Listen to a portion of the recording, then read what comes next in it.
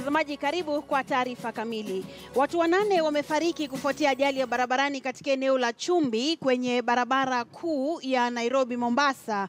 Ajali hiyo ilitokea mwendo wa saa 8 alfajiri ya leo wakati matatu iliyokuwa ikisafiri kutoka eneo la loitoktok iligonga lori lililokuwa limeegeshwa. Abiria wengine wanne wamejeruhiwa vibaya na kukimbizwa katika hospitali kwa ajili ya matibabu. Maafisa wa polisi wanasema ajali hiyo ilisababishwa na ukungu wa barabarani kutokana na mvua ambayo inaendelea kunyesha katika sehemu hiyo. Madereva wametakiwa kuwa makini wanapokuwa barabarani, hasa msimu huu wa mvua. Na mtazamaji, huku haya yakijiri, watu wengine 7 wamefariki katika eneo la Kinangop baada ya gari walimokuwa kisafaria kusombwa na mafuriko kutokana na mvua. Watu hao walikuwa kwenye gari aina ya Toyota Probox na walikuwa wakijaribu kuvuka mto ambao ulikuwa umejaa maji wakati wa tukio. Polisi wameendelea kuwataka Wakenya kuwa waangalifu na kuzuia kujiweka kwenye hatari hata wanaposafiri.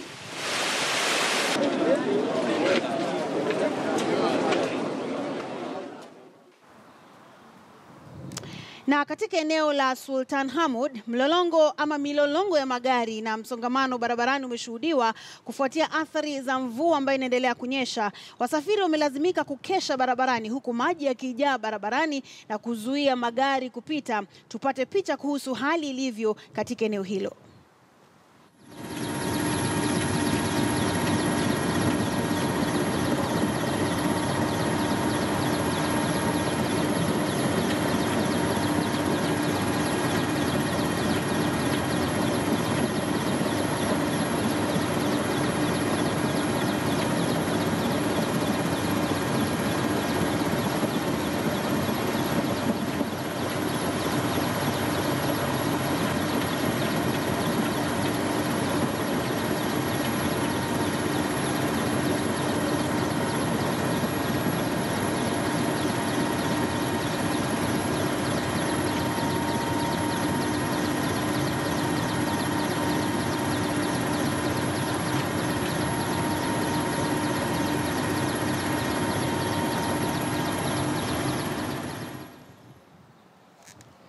Na mtazamaji, kwingineko katika eneo la Tana Delta, vijiji kadhaa vimesombwa na mafuriko huku zaidi ya nyumba zaidi ya 300 zikiharibiwa kufuatia athari za mvua ambayo inaendelea kunyesha katika eneo hilo. Wakazi ambao waliathiriwa sasa wamesalia bila makao, huku sasa Wizara ya Ugatuzi na mashirika ya misaada yakianza juhudi za kutoa msaada wa chakula kwa waathiriwa. Hofiwa kwamba zaidi ya watu 10,000 wameachwa bila makao.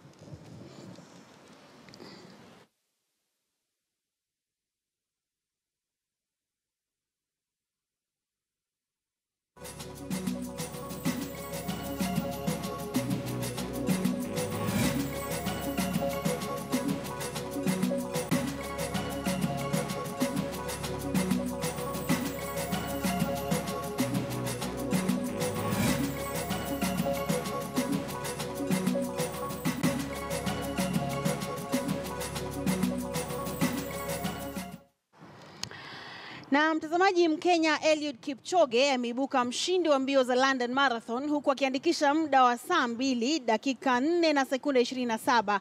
Tola Kitata kutoka Wabeshi alimaliza katika nafasi ya pili kwa muda wa saa 2 dakika 5, huku Mo Farah kutoka Uingereza akimaliza watatu kwa muda wa saa 2 dakika 6 na sekunde 32. Kwingineko kwenye mbio za kinadada, Mkenya Vivian Cheruiyot alimpiku bingwa mtetezi wa mbio hizo za London Marathon Mary Keitany kuibuka mshindi huku akiandikisha muda wa saa 2 dakika 18 na sekunde 31. Mkenya mwingine Bridget Koskei alimaliza wa pili kwa muda wa saa 2 dakika 20 na sekunde 12, naye Bekele wa Ethiopia akimaliza katika nafasi ya 3 na kuandikisha muda wa saa 2 dakika 21 na sekunde 39. Where Keitany and Dibaba faltered, Cheruiyot ran the smart race, and she has now proven she is a world-class marathon runner. That is the 4th fastest woman in history. A superb performance from Cheruiyot, who can hardly believe the clock. That was sensational. The Olympic 5,000-meter champion is a real contender now on the roads, and that will have announced her arrival on the top of the road running podiums around the world. She's going to be getting some big big invites from all the other big race promoters. That was fantastic. Absolutely, her finish, the way she... He's either... Right, let's get a closer look here at what the problem is. He's unhappy about something. Now... I think he was unhappy about the cameraman. Whatever, perhaps getting too close, we didn't see. I tell you what, in all the years I've been watching marathons, I've never seen an exchange that looked potentially that angry. 9 big city marathons, 8 victories, only that second in Berlin in 2013. So consistent, so classy. Hongera sana kwa ushindi huo. Kiongozi wa NASA Raila Odinga amejitokeza kutetea uamuzi wake wa kuzika tofauti zao na Rais Uhuru Kenyatta, hususan baada ya tetezi kuibuka kwamba aliwasaliti vinara wenza wa NASA Musalia Mudavadi, Kalonzo Musyoka na Moses Wetangula. Jeff Kirui na maelezo zaidi. Kwa mara ya kwanza tangu mkutano kati ya Rais Uhuru Kenyatta na mpinzani wake siasani Raila Odinga kukutana katika afisi ya Rais ya Harambee, Raila Odinga alikutana ana kwa ana na kinara mwenza Musalia Mudavadi katika kaunti ya Kakamega. Raila Odinga akitumai kutema dhana kwamba aliwasaliti wenzake ndani ya muungano. Because of you, Mheshimiwa Prime Minister, there are a lot of unanswered questions. We want the respect we have given you, Mheshimiwa Prime Minister. Respect begets respect. Sasa wewe swali. Ulikuwa unalala. Na baba yako ameenda kuwinda. Na amerudi na nyama. Wewe unasema baba, mbona huko niambia unakwenda kuwinda? Sio ungesema, bana umemleta nini? Sema tena mbona wewe unaenda kuongea huko na unasalimia huko na mimi usikijua. Baba amerudi na vitu. Odinga akifutilia mbali dhana kwamba mkono wake fiche ulikuwa msukumo kwenye harakati za seneta wa Bungoma Moses Wetangula kubanduliwa kutoka nafasi ya kiongozi wa walio wachache seneti. Hata kama ungetoa Mheshimiwa Moses Wetangula, sungeweka hani ama namna gani ili mti mahali umekata mti urudishe nini mti mwingine, lakini sasa unachukua kiti unapeleka huko. Sisi hatujafurahishwa hata kidogo na tuweze kuangalia mambo. Bwana Washedi, wewe si mtu wa NASA. Wewe ni mambo ya NASA. Nataka sasa barua kuuliza kusema kwamba sisi kama summit wa NASA tumesema tunataka Weta. Barua yangu hakuna. Yeye amesema barua yangu ingawaje tumetuma, lakini kulikuwa kuna minutes. Lakini hiyo barua nilipeleka hata ile ya mbele tulipokuwa tunaweka Weta. Akasema senators wameandika barua ambayo yeye anakubaliana nayo. Sasa Washedi, mimi ningefanya nini? Raila amefanya makosa gani hapo? Kubanduliwa kwa Moses Wetangula kuwagonganisha Wetangula na Raila, hata Wetangula kuvunja uhusiano wake na Raila Odinga. And for my friend Raila, mimi sina chuki na wewe, lakini safari yetu na wewe imekwisha. Mimi sasa niko na safari yangu. Lakini licha ya hayo, vinara hao wawili Musalia Mudavadi na Raila Odinga wanasisitiza kuwa muungano wa NASA upo imara. Kwa hivyo tunataka ule mjadala wa watu kusema kwamba NASA imevunjika, wajue kwamba kuna process, na hiyo process hakuna yeyote ambaye ameandika barua kusema kwamba anajiondoa kwa NASA. What you have done is nothing to do with betrayal. You have acted in very good faith in order to unite the people of Kenya, bring them together. This is why we are talking about her. This is how we are going to resolve these matters.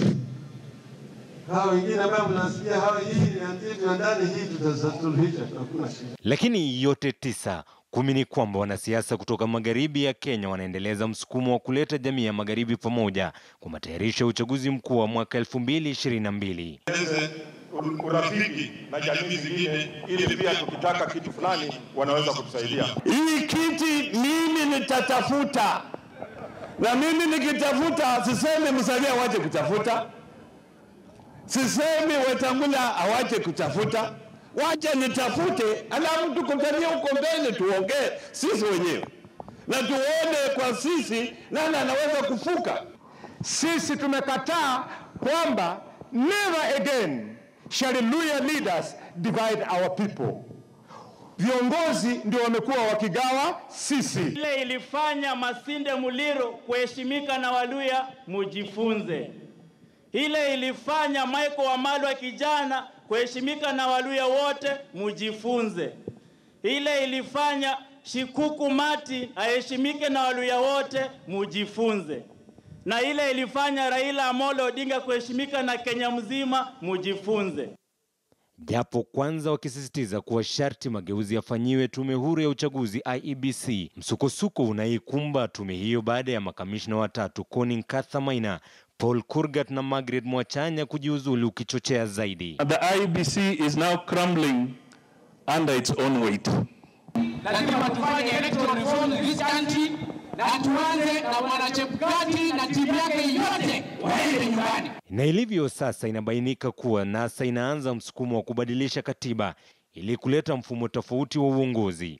Hii structure ya executive, yani president ni kila kitu ama presidency ni kila kitu, tukiangalia vile Kenya ilivyo, itakuwa vigumu kwenda mbele with this structure of government.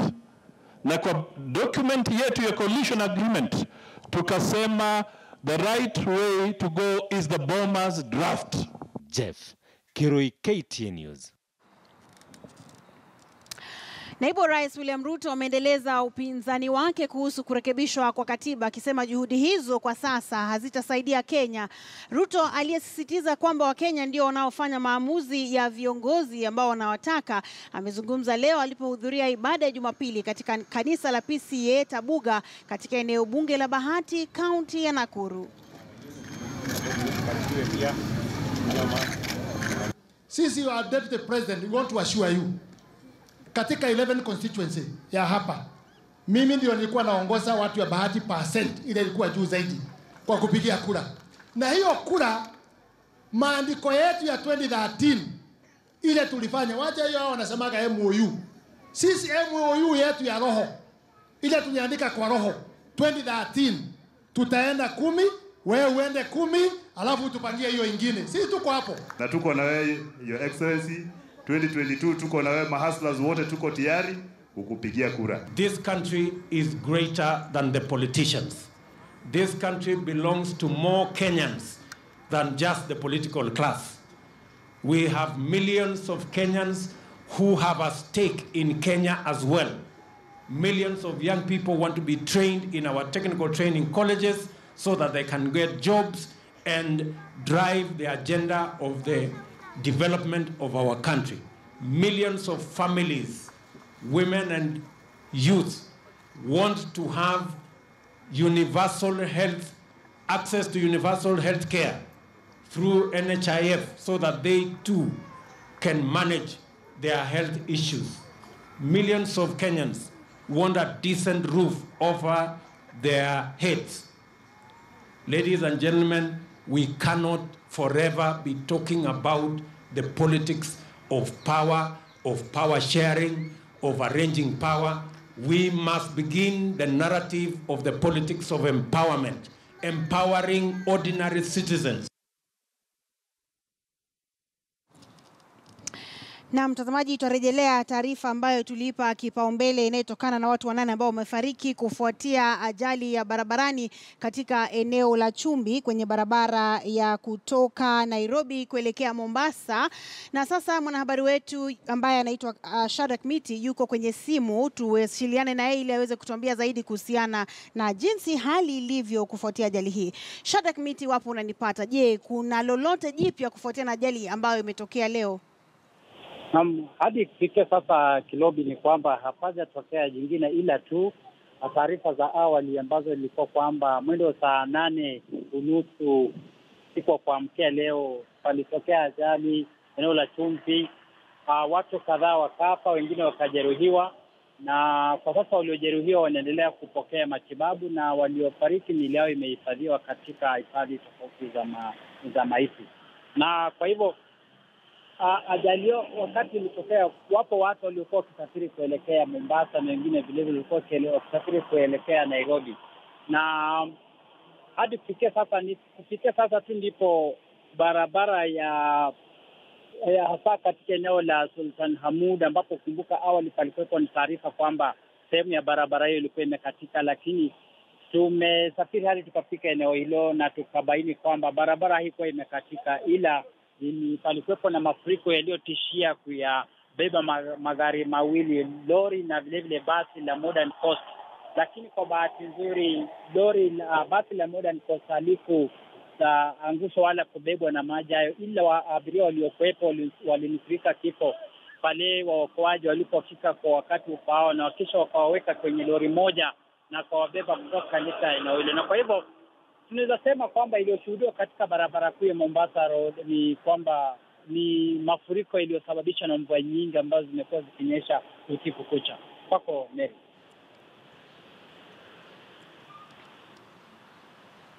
Naam, asante sana mwenzangu Shadrack Miti kwa kuweza kutueleza jinsi hali ilivyo. Mtazamaji, hizo ni picha tu za athari za mafuriko ambayo yanaendelea kushuhudiwa katika sehemu mbalimbali humu nchini. Mafuriko haya yametatiza shughuli za uchukuzi na vile vile usafiri na vile vile kusababisha maafa barabarani. Wakenya wanaosafiri wakiombwa kwa uangalifu wakiwa barabarani, wakiona maji ni mengi wasijaribu kuyapita, kwa sababu mara nyingi unapata pengine daraja imekatika na kusababisha maafa barabarani. Na mtazamaji, ni taarifa ambayo tutakuletea kwa kina katika taarifa zetu za habari zitakazofuatia, hasa mwendo wa saa 1 kwenye taarifa za KTN leo wikendi. Na tukiendelea na taarifa zetu, mwakilishi wa kike kaunti ya Nairobi Esther Passaris ameitaka serikali kutenga fedha za kushughulikia watoto wenye maradhi ya usonji nchini. Passaris, ambaye alikuwa amehudhuria tamasha ya maonyesho ya urembo kwa watoto wanaoishi na maradhi ya usonji, alidai kwamba mara nyingi watoto hao hutelekezwa na familia zao.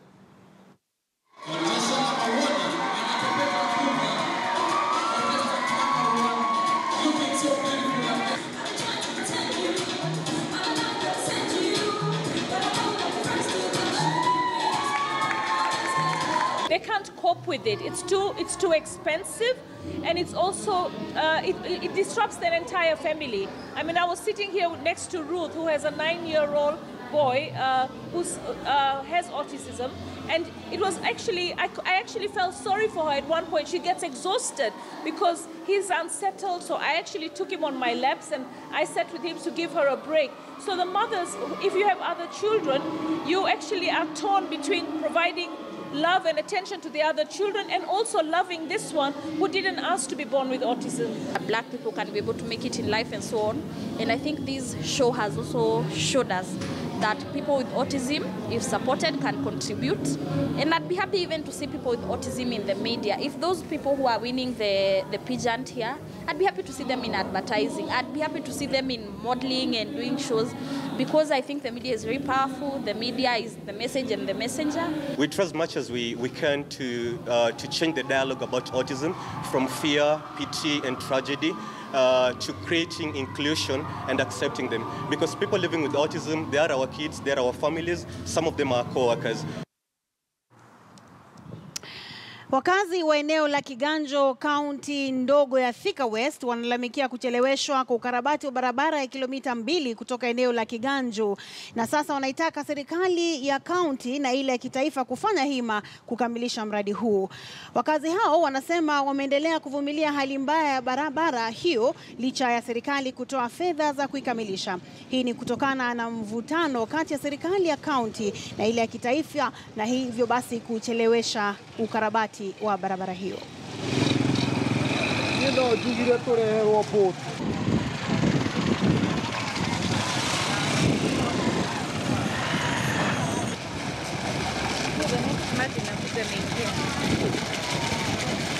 Gavana alikuja akasema hii barabara itatengenezwa, lakini kwa ghafla ikakuja ikaanza kurekebishwa na kuchimbwa mashimo. Wakati ilianza kuchimbwa mashimo iliendelea kuwa makubwa, mvua ikiendelea. Sasa imefika tatizo yetu ikakuwa ndio si kutafuta shuruhu, ni kuenea inaenea hiyo mashimo kuwa kubwa. Sasa hii barabara unakuta wanavutania, mara unasikia county government inasema ni yake. Juzi walikuwa wameanza kuweka hadiko. Sasa hatujui vile walichukua hiyo mabati yao na hadiko zao wakaenda. Haja yetu ni barabara iwe mzuri ili bodaboda zetu zenye tuna ride zisiharibike. Wale abiria tunabeba tusiwaumize kwa sababu tunawahitaji leo na tunawahitaji kesho. Mtazamaji, mradi mpya umezinduliwa katika kaunti za Samburu na Marsabit kwenye juhudi za kukabiliana na ukeketaji. Mradi huo chini ya kauli mbiu Kota Injena unanuia kupunguza visa vya ukeketaji miongoni mwa jamii za Waborana na Wasamburu kupitia mazungumzo, na mradi huo utafanyika katika muda wa miaka mitatu. Katibu mkuu msimamizi wa Wizara ya Masuala ya Jinsia Rachel Shebesh amezitaka jamii kupinga tamaduni hizi zilizopitwa na wakati.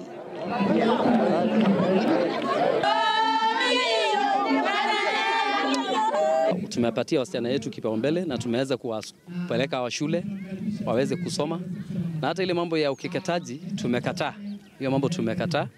Tumesema kwamba hakuna tena kutahiri wasichana. Mimi kama msichana ninahimiza wazazi ambao wanawakeketa wasichana waache hiyo tabia, kwa sababu wanadhulumu haki za wasichana wadogo. Wengi hata wanapashwa tohara bado wakiwa watoto, na hiyo ni kuumiza, na lazima kila msichana akuwe na haki yake. Mambo ya kutahiri wasichana ni sio mzuri, kitu ambayo imepitwa na wakati. The FGM must be stopped. We believe girls must go to school, and we believe girls must have a right to their bodies. We are here to show our support, first of all, to our partners, but also to give the commitment of government that we will continue to implement the law that has been passed and ensure that this vice is stopped. Communities to move away from that culture. For example, today, all other cultures around the passage have been done except the cutting. So we are not saying stop the culture, we are saying stop the cutting. Na mtazamaji,